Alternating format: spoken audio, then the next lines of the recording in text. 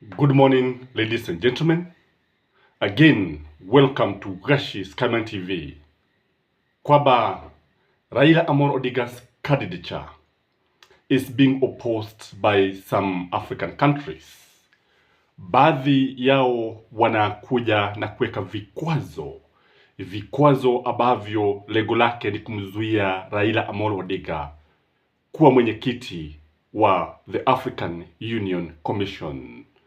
Some are bringing the issue of the gender card, that if the former chairperson was a man, that is a male adult, then he should be succeeded by a female adult.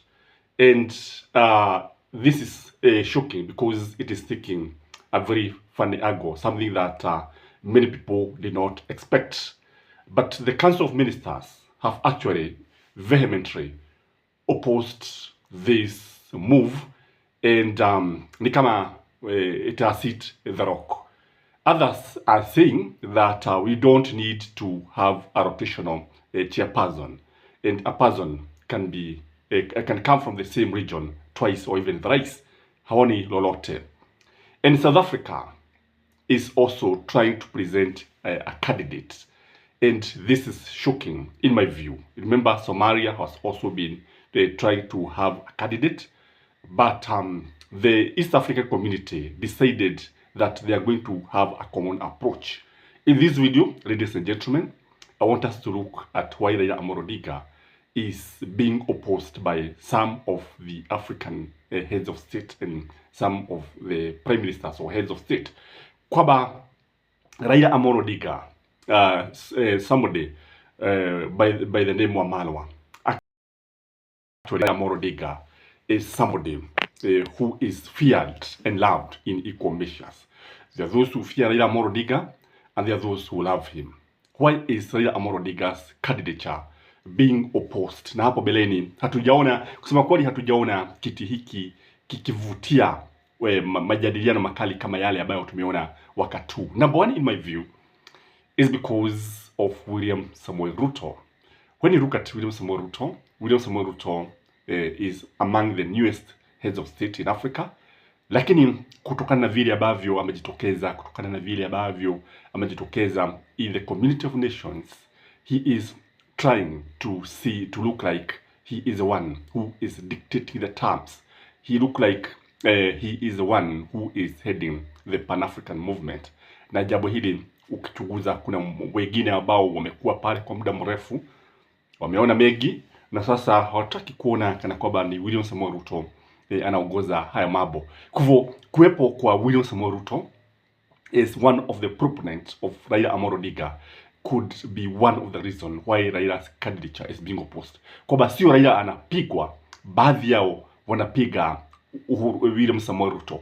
Number two, in my view, kuna mashindano makali sana kati ya Kenya na mataifa mengine kama vile ya Afrika Kusini, especially as far as economics or geopolitics is concerned.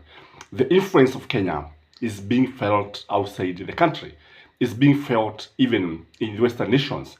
Kwamba ukiangalia Marekani kwa mfano na Uingereza huwa zinapendelea sana taifa la Kenya, and that is why we have the United Nation office here, the UNEP in Kenya.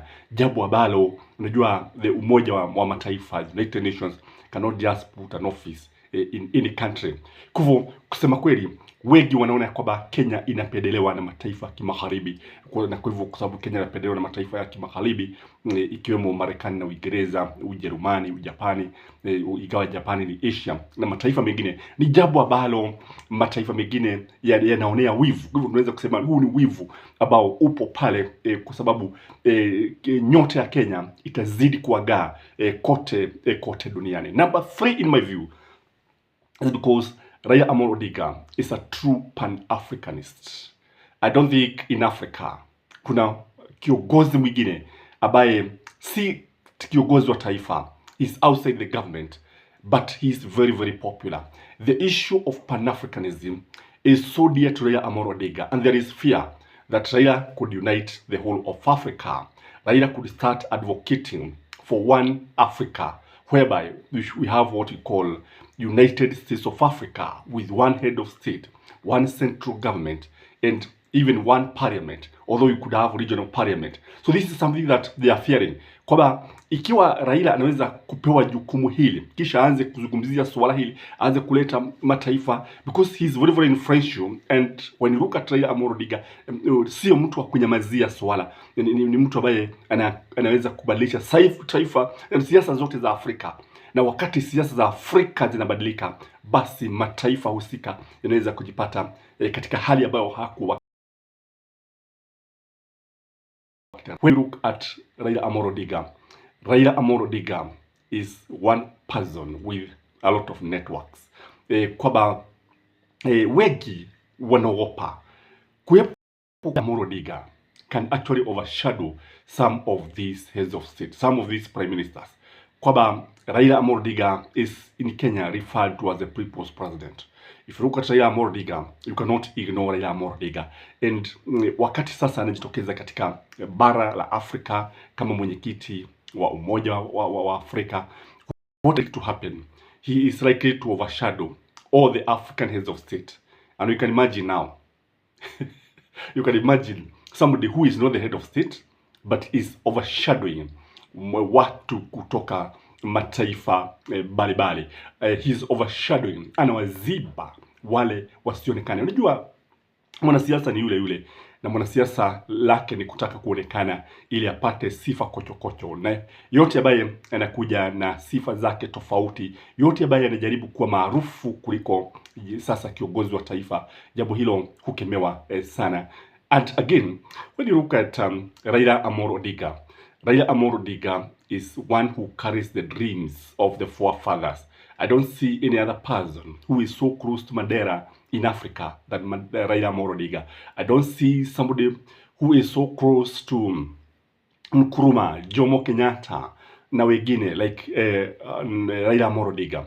Because if you remember very well that our forefathers had this dream of bringing Africans together, of sharing the resources together, of having one currency, and this is what Raila Amolo Odinga epitomizes. Na wakati sasa viongozi hawa wanaona jambo hili, unaona when his star shines, it means that theirs is going to be dimmed. It means that some of these people have been opposing Pan-Africanism, because when you look at the resources, for example, in Zaire and Congo, utakubaliana nami ya kwamba mataifa fulani yamekuwa au viongozi fulani wamekuwa wakijinufaisha na rasilimali ambazo ziko katika mataifa fulani. But now when we come together and we start talking about shared resources, shared heritage, swala hili huenda likawa linapiga mizi nyingi sana. So what we are saying here is that all said and done, there are so many countries that are supporting Raila Amolo Odinga. All East African countries are supporting Raila Amolo Odinga. I also understand the West African countries are also behind Raila Amolo Odinga. And even some parts of North Africa, they have no problem, because kulingana vile ambavyo mambo yalivyo, naibu wa Raila kama atachaguliwa atatoka from North Africa, and that is why they don't have much problem. But South Africa and some countries, they have really issues with Raila Amolo Odinga. They have real issues, kwa sababu ukikubaliana nami utaona kwamba South Africa is among the most developed countries in Africa.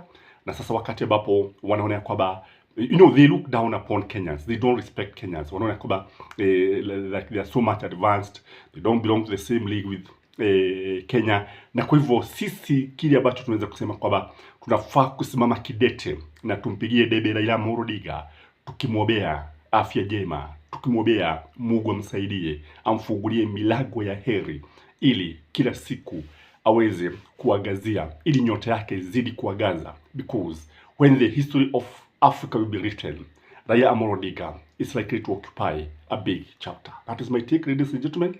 As usual, please like this video, share it, and have a blessed day. Bye-bye.